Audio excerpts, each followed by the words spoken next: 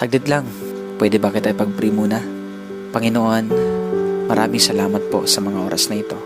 Lord God, hindi po aksidente muli na siya po ay nandito, Panginoon. Bigla niya napanood ang video na to. Lord, I pray in the name of Jesus na anuman ang gumugulo sa taong ito, Panginoon, anumang ginagawa ng kaaway sa kanyang buhay, sa pamamagitan, Lord, ng mga problema, sa pamamagitan ng mga pagsubok, mga sitwasyon na matitindi sa kanyang buhay. Dalangin ko ngayon, Panginoon, bigyan mo siya, Panginoon, o God, na lakas na nanggagaling sa iyo. Ano man ang kanya pong dinadala sa mga oras na to, Panginoon. Lord, maaaring ang taong ito, wala po siyang ibang mapagsabihan sa sobrang bigat na kanyang nararamdaman. Maaaring ang taong ito ngayon, Panginoon, hindi po niya alam kung saan siya lalapit at kung ano po ang kanyang gagawin. Napatanong na siguro ang taong ito, Panginoon, na may Diyos kaya na nagmamahal sa akin?